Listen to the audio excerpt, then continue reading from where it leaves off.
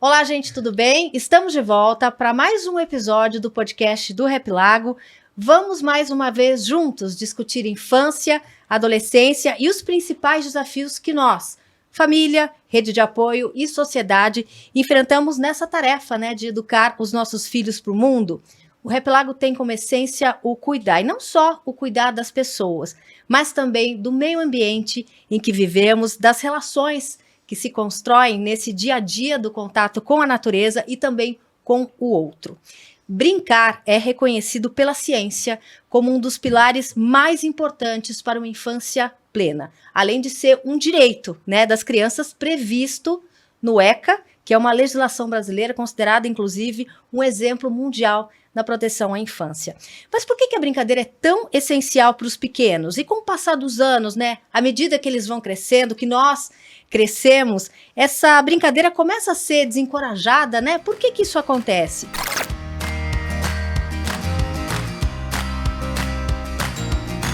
Para falar sobre esse assunto, a gente está aqui no estúdio, recebendo a antropóloga, pesquisadora da área da infância e autora de vários livros, entre eles o clássico A Arte de Brincar, a professora Adriana Friedman. Com a gente também a CEO da Fundação Maria Cecília Souto e Vidigal, a Mariana Luz, e me ajudando nessa entrevista, o diretor do Rap Lago, o Vitor Cunha. Obrigada por estarem aqui, é um prazer recebê-los aqui do estúdio.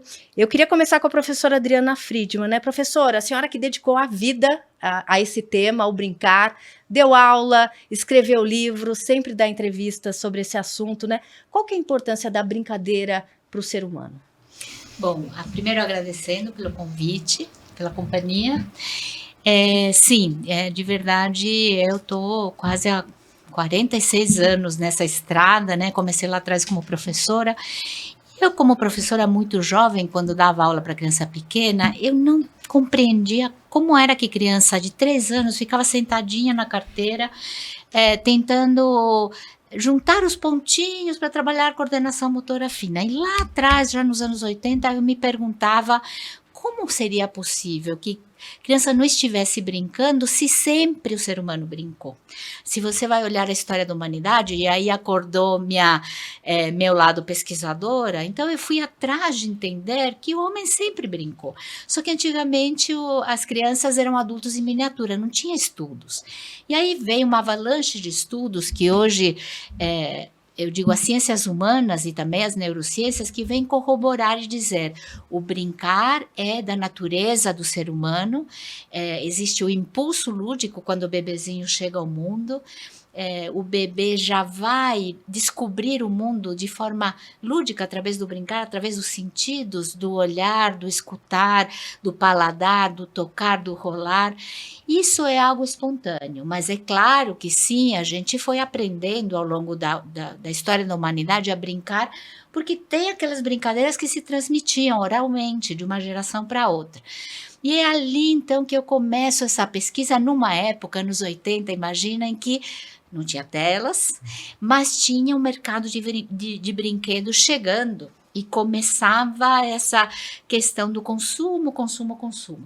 Então a gente se preocupou muito em dizer, ao mesmo tempo que é da natureza da criança, as crianças aprendem a brincar, como todos os homens através da história aprenderam a brincar. E aí a gente começou a compreender que nenhuma ciência sozinha dá conta.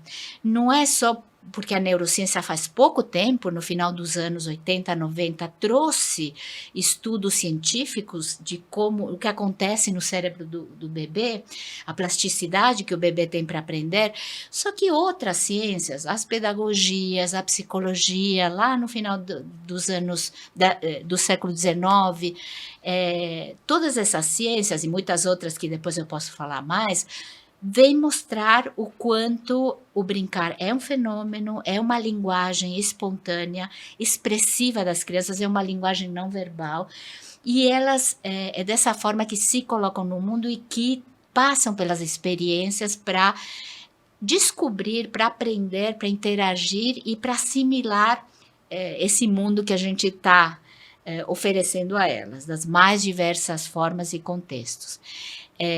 poderia falar muito, muito, muito, porque eu posso falar dessas ciências todas, mas vamos conversando, só para dizer que hoje a gente pensa ao brincar como um fenômeno, como uma linguagem expressiva, como um direito, é claro, mas eu aqui estou me referindo a esse brincar espontâneo.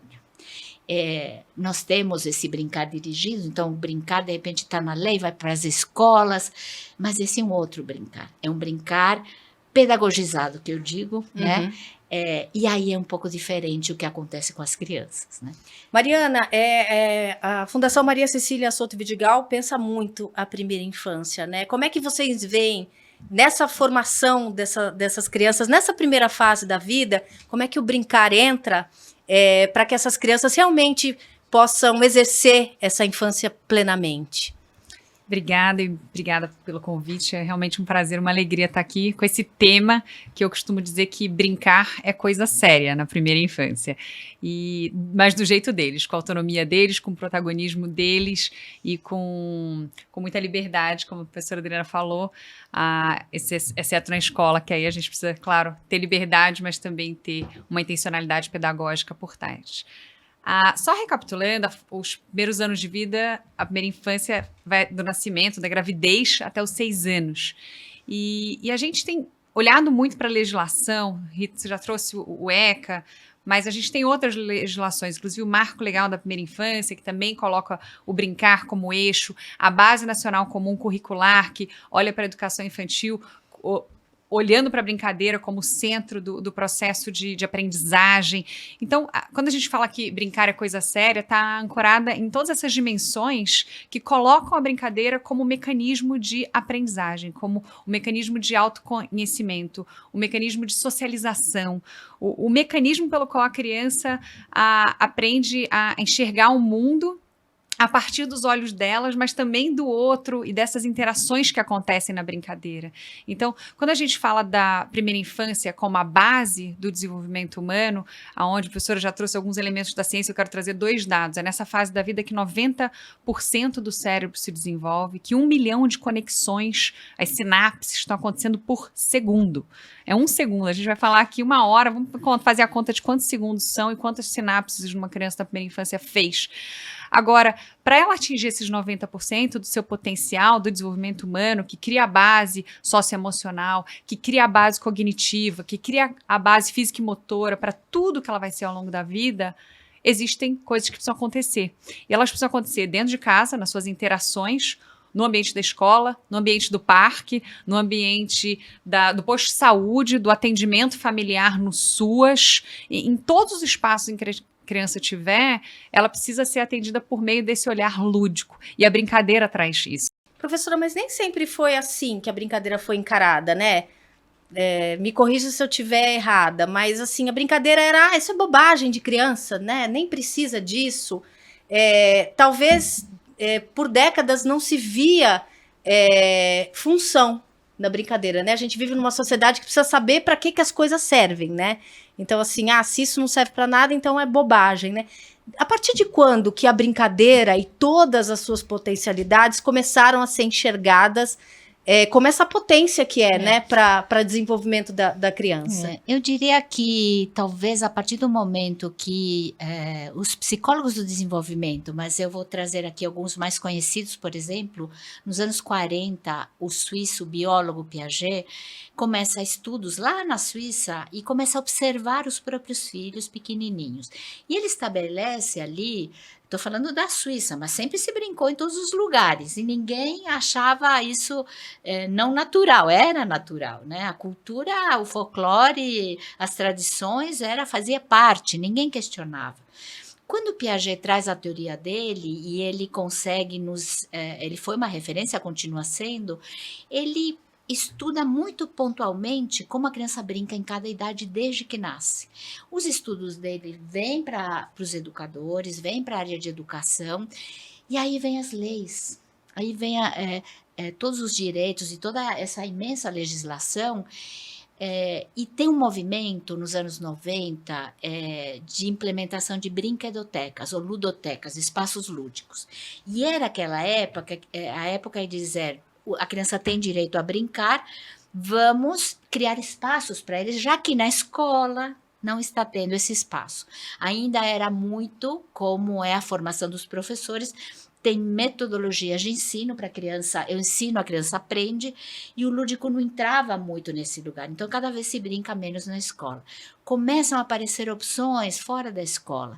E aí a escola, sabendo que está na lei, sabendo que tem muitos estudos, abre espaços lúdicos. Aí vem também um movimento com esse das brinquedotecas, as brinquedotecas nos hospitais, nos postos de saúde, vira uma lei em alguns lugares, aqui em São Paulo, por exemplo.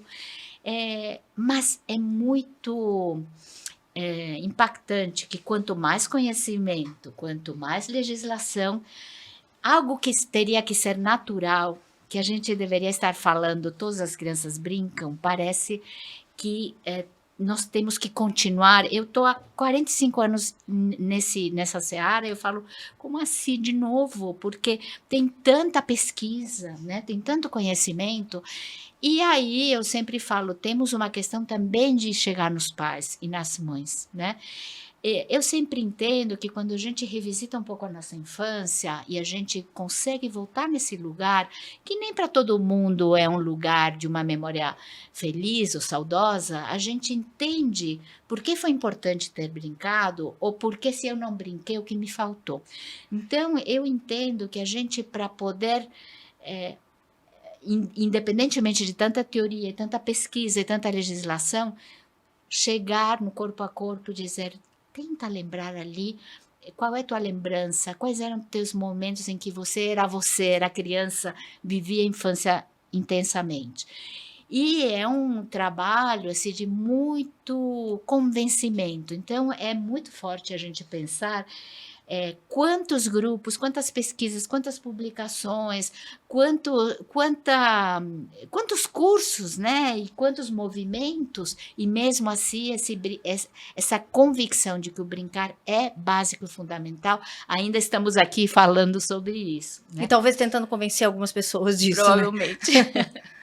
Me chama muita atenção você falar sobre ser quem você realmente é, né? Porque a verbalização que a gente recebe de acampantes lá, assim, aqui no Happy Lago eu posso ser quem eu realmente sou. Isso é tão libertador, né? Porque acho que a gente vive numa sociedade que impõe tantas coisas, né? Então, assim, me toca muito quando você fala disso. E uma das coisas que a gente faz lá para interpretar, para tentar entender, ter uma leitura um pouquinho melhor, é durante um jogo ou uma brincadeira mesmo, a gente entender como são os comportamentos das crianças, porque muitas vezes elas não conseguem verbalizar e não conseguem dizer quais são as dificuldades. Então a gente, por intermédio dessa atividade lúdica, né, a gente consegue colher muito mais coisas e consegue trabalhar com ela para superar a frustração, para ajudá-la nesse caminho ali que é socializar com pessoas diferentes, ter outros adultos de referência. Então é muito legal que a brincadeira, quando a gente leva para o acampamento, bom, a gente talvez seja o foco principal, né, da nossa atividade, mas que ela é tão importante, tantos desdobramentos que a gente tem a partir dali, né, na nossa equipe. Fundamental, e é um privilégio, eu imagino, crianças poderem viver as infâncias delas bem, assim, plenamente, né? Este é um espaço mais autônomo, mais saudável, eu diria, como um todo, né? Porque nossa sociedade está doente. Nós, as crianças, tem algo de uma exigência, de uma pressão, e a gente não está deixando as crianças viver as infâncias brincar para poder entender o mundo, se expressar, trocar, interagir. Então é incrível que vocês resistem, né? Que a gente falava, essa resistência de acreditar. Né? Que ali estão acontecendo muitas coisas. Agora, eu iria trazer também que o brincar livre ele é muito importante, mas tem o brincar junto também. Acho que nessa linha de como que a sociedade está hoje, como é que a gente traz as interações responsivas e positivas. Então, desde bebezinho, uma criança brinca, a professora já trouxe, mas ela também se comunica, e a gente tem uma dificuldade de compreender que isso está acontecendo, mas quando a gente está lá no dia a dia, naquela interação, a gente percebe. A criança pequena, ela vai olhar, ela vai estar com o brinquedo e ela vai soltar, e ela quer uma outra coisa, ou ela quer que você responda a ela e faça um movimento no pezinho, na mãozinha, na barriga. Essa interação, eu digo que a maior exigência de uma criança é a tua presença total. e que é algo plena, né? atenção plena, e que está faltando nos dias de hoje. Então, e a criança, ela é como se fosse um monitor, assim, muito rápido, eu acho que o mais eficiente já produzido por nenhuma tecnologia superou, de identificar que você não está presente. Porque a tua presença, aliada à tua interação responsiva e positiva, sobretudo nos primeiros anos de vida, ela é o que vai ajudar essas conexões a acontecerem, e ela é o principal instrumento de brincadeira da criança. Você, como um adulto responsivo, um adulto que de referência para ela, um adulto que está ali cuidando, que quer que ela atinja seu potencial, que tenha as oportunidades durante toda a vida. E aí, então, muitas vezes, né, a gente falou, por que o adulto não brinca? Porque ele precisa ver uma correlação direta com aquilo. Existe evidência trazendo que a correlação ela é direta e clara. Quando a gente interage de forma positiva, responsiva com os bebês e forma vínculo, isso cria quase um estudo de proteção para o cérebro dessa criança, que vai se refletir em saúde mental, em boa educação, até em melhora de indicadores de saúde, de segurança, de economia. Então, hoje a ciência também avançou para estabelecer essa correlação direta entre uma boa primeira infância, e aí são vários elementos, mas o brincar é um dos elementos estruturais disso, e a melhora de indicadores socioeconômicos, por exemplo. Então, acho que só para trazer essa dimensão, tanto do brincar junto, que é tão importante na primeira infância, claro que tem que brincar livre também, tem que ter essas liberdades, mas o adulto também precisa estar ali, precisa sentar junto, precisa interagir, precisa não estar dando um exemplo contrário para aquela criança, porque o que a gente faz como adulto é o que mais reflete para ela. Então, se a gente está no eletrônico, a criança inevitavelmente não vai querer isso. Então, como é que a gente traz essa presença para a gente aprender com essas crianças? Então, eu sempre digo que a criança é uma oportunidade da gente aprender junto e aprender de novo e ir mudando o mundo. Então... Professora, precisa de brinquedo para brincar?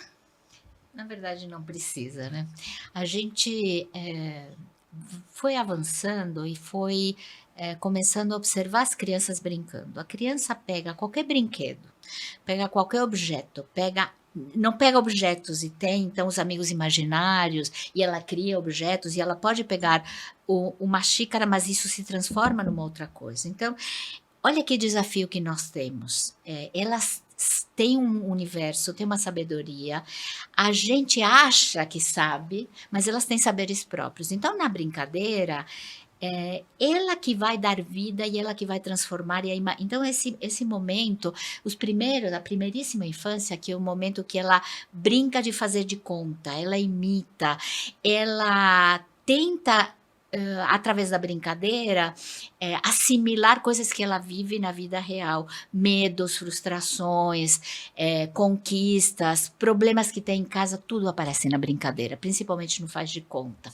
Então, o que é importante é que, como você diz, ela está o tempo todo transmitindo e se expressando sem consciência que está fazendo isso, porque ela às vezes fala sozinha, brinca com o amiguinho, se coloca no papel dos adultos, e ela está nos contando histórias, tem uma narrativa por trás. Ela está expressando, mas principalmente ela está vivendo intensamente o que ela precisa viver. Então, por mais que as crianças queiram e tenham essa ânsia do consumo, eu quero aquele brinquedo, eu quero, porque todas as crianças têm, eu quero, e os pais vão e compram, depois quando a gente começa a observar o que ela faz com aquele brinquedo, que nem sempre, a gente fala de adultocentrismo, né? Ela nem sempre faz com aquele brinquedo aquilo que o adulto pensou quando fabricou aquele brinquedo. Quando ela brinca numa praça, num parque, num equipamento, aqueles adultos pensaram, né? Aqueles equipamentos, você que está nesses espaços, mas olhando um pouquinho mais a fundo, observando, eu digo, e pedindo licença também para entrar, estar, mas não atrapalhar. E aí você começa, como eu tenho alunos que falam, vou seguir as crianças, vou perseguir as crianças para ver o que elas inventam, né? Porque quando elas descem o escorregador, quando elas se escondem, tem todo um mundo interno de fantasia e imaginação. Então, o brinquedo é uma uma desculpa, na verdade, né? E o brinquedo é uma ponte para ela poder, e a gente poder aprender, como você muito bem diz, com elas. Né? Mariana fez assim para Não, é que completar. tem um experimento incrível, que é assim, você coloca um brinquedo na frente de uma criança e não fala nada. E aí sai da sala. O que ela faz com aquele brinquedo é o que a professora falou, são múltiplas funções que a gente nem imaginou. Daí tem um experimento com outra criança, com o mesmo brinquedo, em que o adulto vai e mostra o que fazer com o brinquedo. Aí o adulto sai da sala. A criança só faz o que o adulto mostrou. Ou seja, olha a perda de repertório que acontece quando a gente também instrui demais e não deixa essa criatividade nata, essa mente de cientista que a gente nasce com ela, fluir. Por quê? Porque a gente simplesmente copiou o que o adulto ficou fazendo por dentro todo e perdeu a experiência mais completa da descoberta. Então, sabe que alguns anos atrás a gente fez uma pesquisa que se chamou o Mapa do Brincar. Foi através da Folhinha de São Paulo que pedimos, através do jornal Folhinha, para as crianças contarem para nós do que estavam brincando. Isso aconteceu em 2000 e...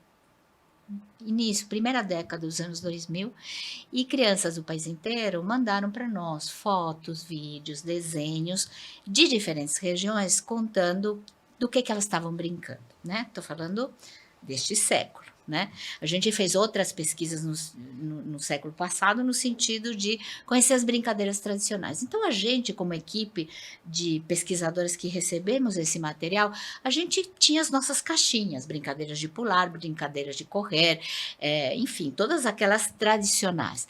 E aí a gente, quando recebeu esse material, nós recebemos mais de 10 mil documentos naquela época, muita coisa. E a gente falou que e nós, com as nossas tabelinhas e caixinhas... Não encaixava tudo? Claro que não encaixava, porque as crianças, primeira coisa, o nome das brincadeiras, dependendo da região, mudava. E o jeito delas brincarem, introduzindo elementos daquela cultura, do cotidiano delas. Então, é interessante, aqui eu estou falando mais sem brinquedos, mas dizer como as crianças ressignificam as brincadeiras. Então, se a gente for olhar hoje... Pode ser que tenha uma amarelinha, mas o jeitinho delas brincarem da tal amarelinha já é outro. E tem elementos das músicas que elas escutam, das telas, dos heróis que são outros. Uhum. Então, é muito importante aí elas nos contando, sabe? Então, essa coisa...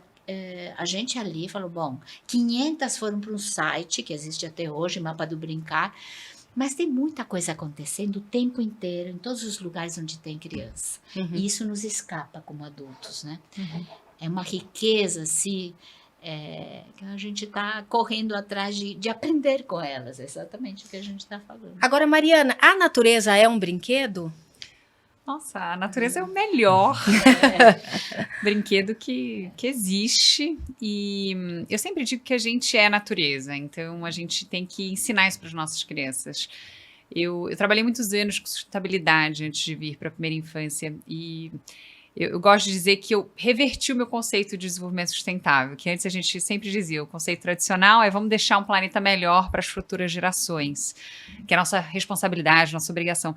Eu acho que a gente ainda tem que fazer isso e brigar, mas eu sinto que a nossa geração não está indo tão bem nessa missão, então eu estou mais convicta de que a gente pode deixar gerações melhores, porque é elas que vêm equipada de dar conta de realmente salvar o planeta.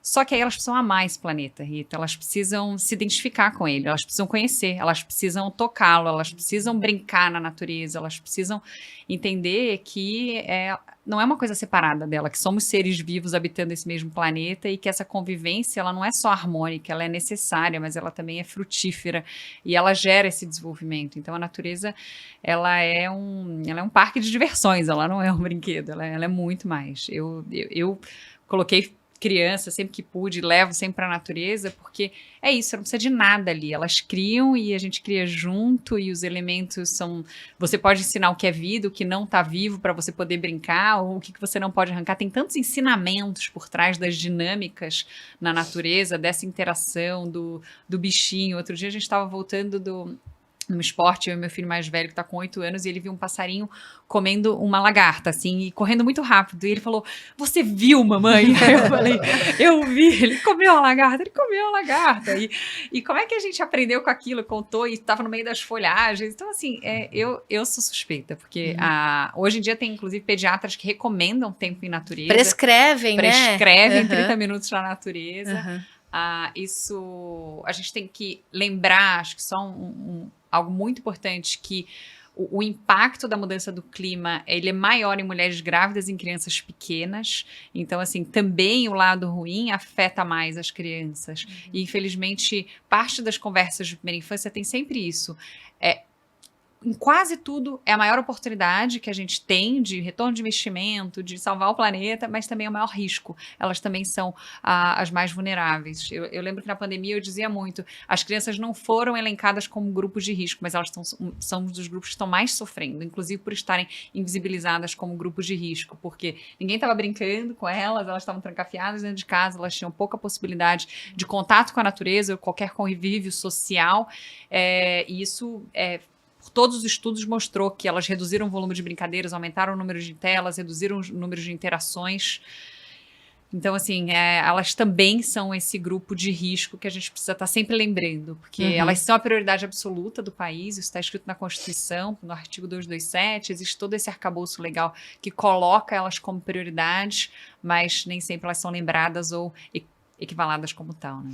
Professora, natureza é brinquedo? Como é que a senhora vê nesses 40 anos trabalhando com infância? O que a natureza ensina para as crianças quando o assunto é brincar? A natureza ensina a vida. A natureza ensina a vida e é vida, né? As crianças precisam disso para a existência. O que nós temos e o que nós não temos. E aí eu acho que entra muito a cultura e a região quando você vai olhar ou contextos como, por exemplo, o de vocês, né? A gente tem criado crianças, e não só na pandemia, mas muitas crianças privadas de contato com a natureza. Aqui a gente vai olhar, eu percorro escolas da periferia aqui da cidade de São Paulo, eu não vejo nada de natureza em muitas e muito de natureza em outras. Então, assim, a gente tem que se preocupar muito. Tem movimentos também que, antes da pandemia, já tinha um movimento de revisitar e cuidar das praças, dos parques, movimentos. A gente não pode esperar que isso venha de outro lugar. Movimentos de famílias, movimentos, da sociedade civil, né? Porque se a gente não faz isso no pequenininho que a gente está, e hoje tem projetos muito incríveis, né? De pensar em cidades amigáveis, de pensar justamente... custa tão pouquinho, mas eu acho que a gente, de novo, se a gente não acorda para essa questão, começando, né, com os próprios filhos, ali que começa a educação. Então, começa em olhar, podem não ter um espaço privilegiado, como muitos têm, mas temos que começar com os professores, com as escolas. Você vai para outros países, o clima, o frio não é um empecilho. Está na natureza, os pequenininhos, desde muito pequenininhos, eles vivem na natureza. Colocam um casaco e saem, né? E é neve, e é vento, e é chuva, e está tudo certo, e aprendem a amar a natureza. Então, acho que hoje não podemos prescindir disso com as famílias, principalmente, mas a gente tem que também ter a dimensão que muitas condições de vida de muitas crianças realmente são muito graves. E é a escola que tem que insistir nesse lugar. Né? Mas tem escola que não vê valor nisso, né? Eu lembro uma vez que o meu filho era pequenininho, estava na cadeirinha ainda, ele passou na frente de uma escola perto de casa, que não dava para ver que não tinha parque, era um prédio, e ele falou assim para mim, mamãe, que escola horrível, não tem árvore, né? Só que as escolas deviam ser, junto com as famílias, quem chama a atenção para isso, né? Como temos uma escola sem um parquinho, sem um lugar para colocar o pé na areia, uma árvore para se subir, né? As escolas precisam ser conscientizadas disso, Mariana? Eu acho que elas precisam ser conscientizadas sempre, elas e a sociedade, eu sempre acho que tem que ser um conjunto, a sociedade, o poder público e, claro, esses atores. Então, a escola, o posto de saúde, o posto de assistência social, o sistema, né, equipamentos públicos que tem que ter ali gestores que possam defender e advogar por isso. Agora, como a professora falou, existe um movimento de mais autonomia também. Então, a gente está no momento de eleição agora, a gente tem que exigir de candidatos que tenham propostas concretas para isso. Então, também é um papel nosso da sociedade civil organizada, de nós como cidadãos que votamos e que num país democrático temos essa opção de fazer escolhas e escolhas que nos representem. Então, eu sinto que tem esse movimento. E o que a gente fala muito é uma cidade boa para criança é uma cidade boa melhor para todo mundo. Então, intervenções pequenas, a escola não tem um parquinho hoje, então vamos criar uma dinâmica de se tem uma praça na esquina que a gente vai conseguir levar as crianças, só que isso já é um pânico, né? Em São Paulo você vai tirar alguém, vai atravessar a rua, como é que você vai fazer? Eu entendo todos esses aspectos, mas por quê? Porque não existe um espírito de que é muito do provérbio africano, de que leva uma vila para cuidar de uma criança, o espírito de comunidade, o espírito de ocupação mesmo da cidade E de como algo nosso. responsabilidade compartilhada, né? E de responsabilidade compartilhada, porque se é uma prioridade absoluta e é uma responsabilidade compartilhada, quando estiver atravessando a rua, tá tudo bem. Agora, acho que sem entrar nesse debate, mas parte do que é essa lógica de uma cidade melhor é, com pequenas intervenções, a gente consegue aumentar a ocupação muito rápido. E é isso que a gente tem visto em primeira infância, em dinâmicas de parquinhos. Então, se você faz uma intervenção, aquele espaço fica mais palatável, ele vai começar a ser frequentado, ele vai ficar mais seguro, vai criar uma vila e uma comunidade que vai ter trocas mais interativas, vai se fortalecer vínculos. Então, assim, a gente só tem a ganhar. Ao mesmo tempo, é interessante que tem problemas enormes, tem experiências incríveis. E você vê hoje, além das escolas, você vê o movimento, eu estava falando esses movimentos de cidades amigáveis, mas tem também o movimento do que se chama os quintais, que não são escolas de educação infantil fixas, mas são espaços justamente preocupados com brincar livre, com natureza para os pequenininhos, quando ainda não é obrigatório, né?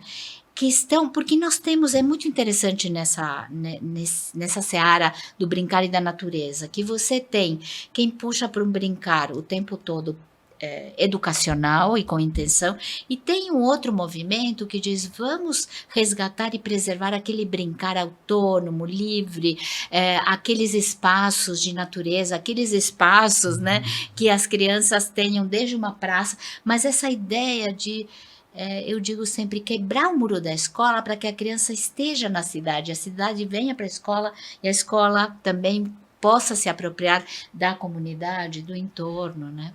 O que a gente percebe lá na verdade, a gente tem uma atividade que a gente chama de jogos de rua. E são os jogos que a gente jogou, né? Que a gente brincou. E esse faz sucesso, assim, com qualquer faixa etária, em qualquer época do ano faz sucesso. E é louco, porque eles estão ávidos por isso, né? Mas eles não têm o acesso. Uma coisa que me chamou a atenção, que vocês falaram, é sobre a atenção plena, né? Porque a gente vê que eles chegam na natureza, só que eles não têm a paciência, eles não têm a calma, né? E assim, é tudo muita ansiedade ali dentro. Então, eles demoram um tempo, assim, às vezes, eu tô falando de dias, para conseguir se autorregular no ambiente que eles estão. Porque daí eles começam a ouvir o passarinho, eles começam a ver o peixinho pular do lago, né? Eles começam a ver as pequenas coisas, né? Que são tão maravilhosas e tomam o tempo também. E que tem um tempo diferente do tempo da cidade, Exatamente, né? Eu queria fazer uma pergunta para a professora, porque você explora o conceito de que a brincadeira é um direito de todas as fases da vida, né? Quando você fala isso, porque da infância a gente tem bastante clareza, né? Mas a gente vai se perdendo, né? Até o pai, para brincar com a criança, às vezes, né, tem uma certa dificuldade. Por que você afirma isso? Assim, o que você está querendo dizer quando é importante ao longo de toda a vida você brincar? Essa brincadeira vai se transformando ao longo da vida. Né? Os bebezinhos brincam de um jeito, é muito corpo, é muito sensação, depois tem o faz de conta, depois chegam os jogos de regras, né? Então que eu consigo, porque os bebezinhos sempre querem ganhar, e eles não têm a dimensão que o outro é diferente. Conviver desde sempre é fundamental. Vão crescendo, entra essa competição um pouquinho. Então, são os jogos, os esportes, os jogos de tabuleiro, os jogos de regras. eles vão se colocando no lugar do outro, aprendem a ganhar, aprendem a cooperar, né? Não só competir. E essa brincadeira, que eu gosto de chamar de atividade lúdica, quando são pequenininhos, não é só brincadeira, o brincar. As crianças começam a brincar com as artes, com os corpos, com os movimentos, com a música. Tudo se transforma em algo lúdico. Então, eu acho muito importante a gente falar das expressões plásticas também. Quando a criança, e aqui entramos também no mundo adulto, né? O que tem acontecido desde sempre? A criança entra na escola e ela tem uma potência, às vezes tem um dom para música, para tocar um instrumento, às vezes tem um dom para modelagem, para escultura, para pintura, para dança, para o esporte, e a sociedade vai levando, empurrando ela para a alfabetização, porque pensamos lá na frente, ela tem que entrar, o vestibular, a faculdade. E para todos nós aconteceu, se a gente começa a pensar, e agora entrando no mundo adulto, que deixamos para trás muito das nossas potências. Então, você quis sempre dançar, mas alguém te disse, não dá, você não é coordenado. Você quis cantar, você não é afinado. Vamos deixando para trás. E a gente tem, como adultos, uma necessidade, adolescentes, adultos, não de infantilizar o brincar, mas dizer como é que eu posso continuar tendo um canal de expressão pela arte, pelo corpo, pelo movimento lúdico, né? Que me permita expressar não verbalmente. Às vezes é verbalmente, porque você tem o dom da escrita. Você não está escrevendo com uma finalidade, você não está necessariamente dançando para se apresentar, mas cada um tem um canal e tem uma potência. Então, nesse sentido, o brincar é para sempre. Eu falo sempre para os meus alunos, nunca é tarde. Então, é muito importante que a gente encontre esses canais lúdicos. Com as crianças é uma situação muito concreta ali na presença, mas na nossa vida mesmo. Às vezes brincar pode ser, adoro cozinhar, então eu vou fazendo a minha arte ali na cozinha. Então tem muitos caminhos, então esse brincar vai mudando, vai se transformando. E é fundamental para a nossa saúde mental, porque hoje estamos muito, realmente, Eu queria rapidamente só contar um episódio. A gente tem feito muita pesquisa com crianças, observando crianças nas suas brincadeiras, em outras manifestações. E no ano passado, numa escola que, em vez de dar tempos de recreio longos, dava pequenos intervalos de 20 minutos. Observando as crianças, a gente começou a ficar muito preocupado, porque a gente via as crianças brincando rápido.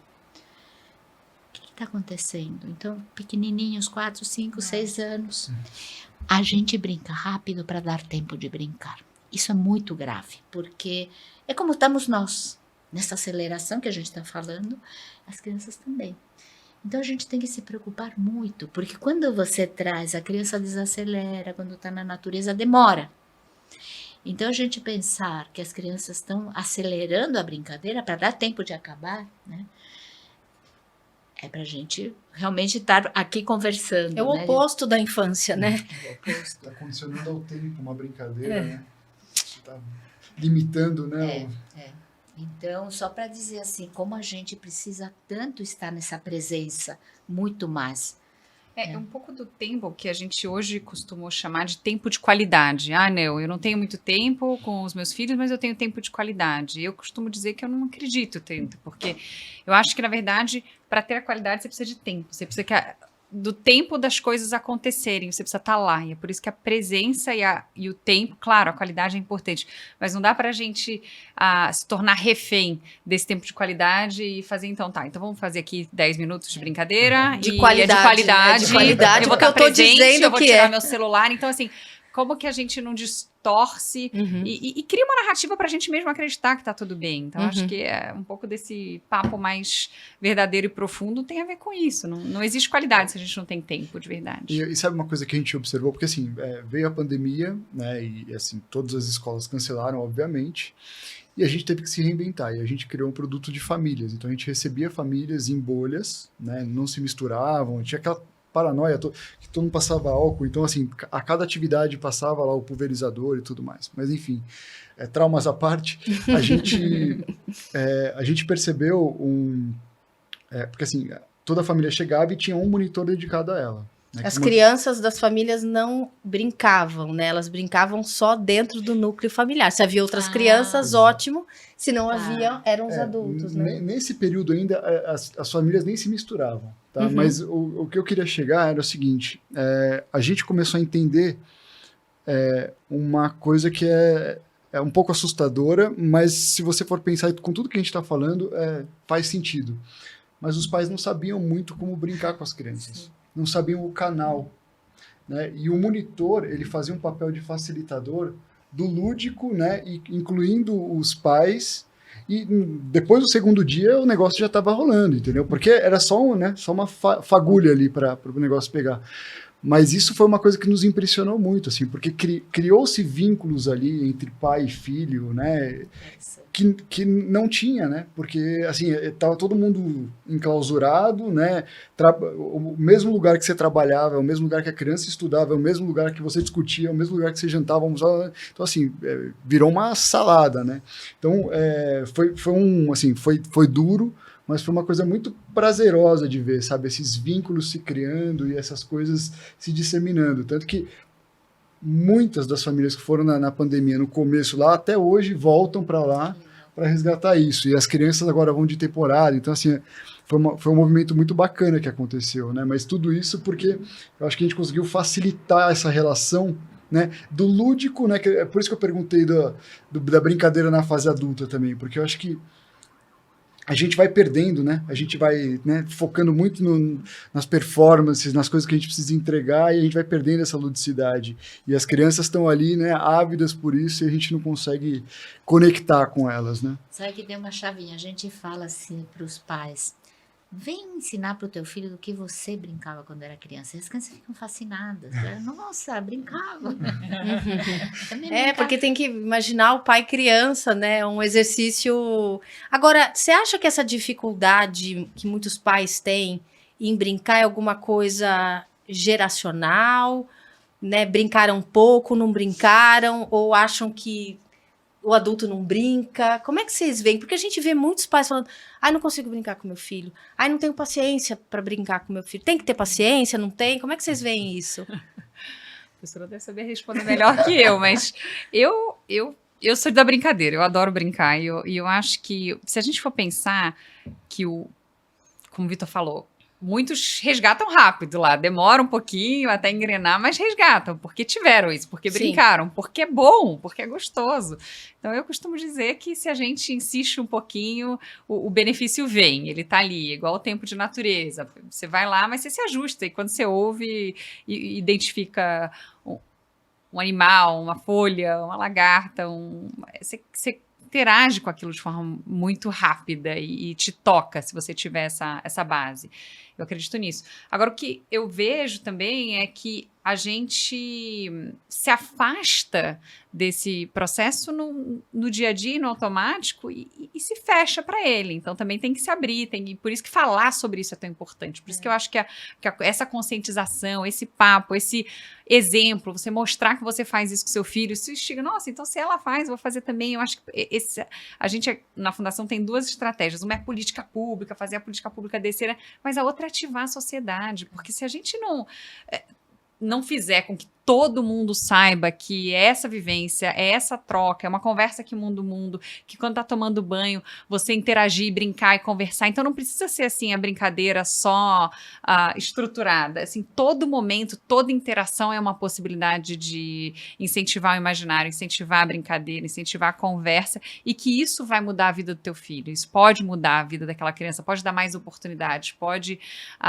quebrar as desigualdades do Brasil, sabe? Acho que é disso que a gente está falando. Então, eu sinto que quando a gente consegue trazer também a brincadeira para um entendimento do adulto de que não é só a brincadeira, de que ela é coisa séria, como eu comecei falando, eu acho que a gente consegue também trazer essa oportunidade mais para perto, porque aí eles, além de se tocarem, sentem um propósito maior naquilo, e eu digo que acho que uma das poucas verdades absolutas é que um adulto que cria uma criança quer que ela tenha mais oportunidades que ele teve no futuro, quer que ela seja feliz, quer que ela tenha uma vida melhor. Então, assim, se a gente usar isso para empoderar pais, mães, cuidadores, eu acho que vai todo mundo começar a brincar mais. Como é que você vê isso, professor? Esse pai que ou não sabe, ou acha que não se interessa, ou acha que não tem tempo. Como é que você vê isso? Eu acho que estamos muito reféns dos celulares, das telas, 24 horas.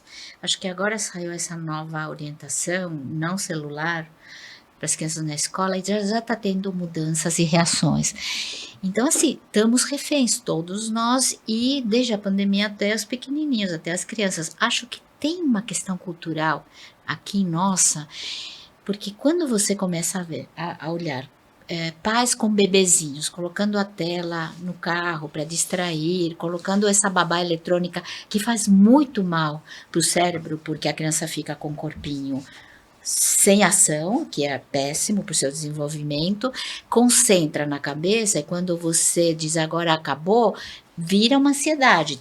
Nós temos problemas hoje de saúde nas crianças, né? O que eu tenho visto, eu estou bem preocupada, muitos diagnósticos de criança dentro do espectro autista, falta de foco, algo muito sério acontecendo que já chega num problema de saúde da sociedade, e as crianças estão na nossa cola, as crianças são um espelho, mas acho que tem aqui, então assim, você até olha para outras culturas, você vai às vezes para os Estados Unidos, né, e você vê que lá, inclusive quem criou os celulares e os computadores, não dão celulares para os seus filhos, né, a gente tem que poder, como temos feito de várias formas, trazer essa informação, essa sensibilização e consciência, que é muito sério o que está acontecendo. Fora as doenças mesmo, mas quando você enxerga que quantidade de diagnósticos são esses de tantas crianças dentro do espectro autista que vai de 0 a 100, né? Então, acho que temos uma questão assim que estamos tomados, né? E então é muito difícil o pai ou a mãe pararem de verdade, ou numa situação de poderem ir para um espaço de natureza onde deixa de lado mesmo, isso também cria uma ansiedade, mas eu acho que o problema é grande, o problema é maior, e acho que campanhas e esses movimentos, né, olha, coletivamente a cidade é de todo mundo, o bairro é de todo mundo, vamos juntos. Eu acho que o coletivo dá uma força para poder convencer as famílias também, né, mas a vida está... Tem um movimento também que a gente sente agora, que as empresas fazem essas atividades de brincadeira para fortalecer a equipe, para, não sei, devem ir lá, grupos. E eu acho que esse é um movimento que talvez também nos auxilie nesse processo, porque se uma empresa coloca todo mundo para brincar junto, para montar uma bicicleta, para descobrir o enigma, justamente com o propósito de dizer, ó, é o vínculo que vai vai trazer um resultado melhor para o meu negócio, eu acho que também a gente começa a dialogar, assim, porque isso é um fenômeno mais recente, mas ele está ancorado em quê? Na brincadeira. Então, como é que a gente reensina os adultos a brincarem no trabalho, depois com as crianças e essa valorização do brincar, eu acho que... Porque o adulto brincando é você reviver sensações que talvez você não viva há muito tempo e que depois que isso acontece, você fala, que delícia, né? Exatamente. Vamos fazer mais. E eu acho que não tem ninguém que sai de um processo como esse, de um dia de brincadeira de empresa que, fala, ai, que saco. Eu acho que todo mundo falando, ai, que delícia. Então, no gente, começo as pessoas de ficam até, não sei, vocês têm esse movimento lá, né?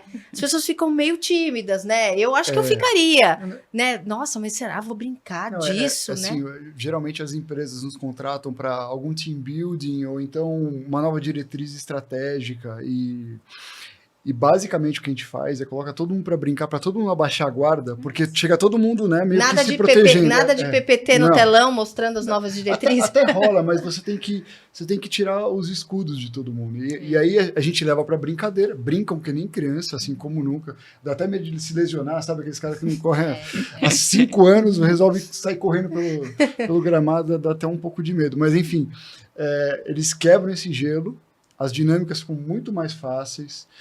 Depois, para passar o conteúdo, né, a gente também trabalha o conteúdo, né, embasa ele com as brincadeiras, então acaba que acho que fica é como se fosse uma criança de fato, né, acaba internalizando muito mais fácil e o resultado sempre é muito satisfatório, assim, acho que Agora, eu acho que o que é bacana também é que a sociedade está oferecendo. Então, você tem, por exemplo, hoje os SESCs, os espaços de brincar de bebês, você tem o Curumim, você tem quem tem o privilégio de ir para um clube, tem as ruas fechadas de lazer, que sempre teve, né?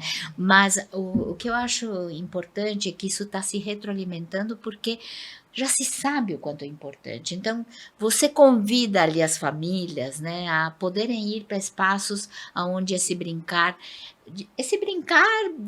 brincar na sua essência mesmo, é oferecido para as famílias, né? Então, você tem empresas, você tem as praças, você tem alguns equipamentos, até nos museus hoje, né? Você tem espaços lúdicos nos museus. Então, acho que a oferta é imensa.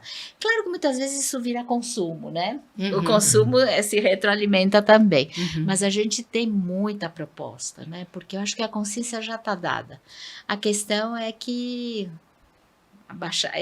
essa tua frase, né? Tem que entrar no ritmo, que é outro, né?